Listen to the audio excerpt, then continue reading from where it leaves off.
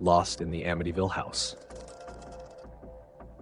Jake and Laura were adventurers at heart. They sought out the strange and unexplained, often trespassing into abandoned places to capture their eerie beauty. On a cold October night, their curiosity led them to the infamous Amityville house in Long Island. The house had been empty for years, its sinister history making it unsellable. As they approached the house, the moonlight cast an ominous glow on its iconic windows, which looked like eyes watching their every move. The front door creaked open as if inviting them inside. "Are you sure about this?" Laura whispered, gripping Jake's arm. "It's just a house," Jake said. His voice betrayed his unease. The air inside was colder than outside, carrying the faint smell of mildew and something metallic. Their flashlights illuminated the dusty furniture and peeling wallpaper. The silence was deafening, broken only by the sound of their footsteps echoing through the empty halls. "Let's start with the basement," Jake suggested. As they descended the narrow staircase, an inexplicable heaviness filled the air. The basement was empty except for an old furnace and piles of broken furniture. Laura noticed a peculiar red stain on the concrete floor. "Is that blood?" she asked, her voice trembling.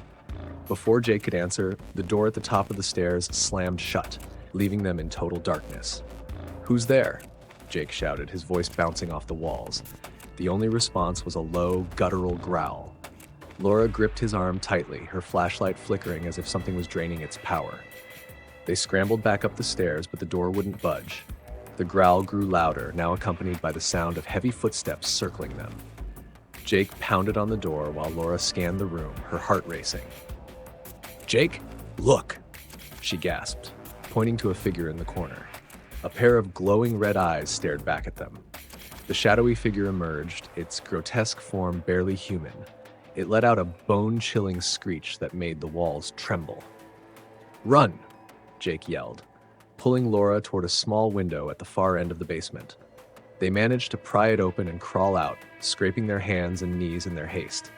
Once outside, they didn't stop running until they were back at their car. As they sped away, Laura looked back at the house. The windows seemed to glow with a sinister light, and for a brief moment she thought she saw a shadow standing in the doorway, watching them leave. That night, Jake and Laura vowed never to return. But the horrors of the Amityville house didn't stay behind. In the weeks that followed, they both experienced terrifying dreams of the glowing red eyes and the growling figure.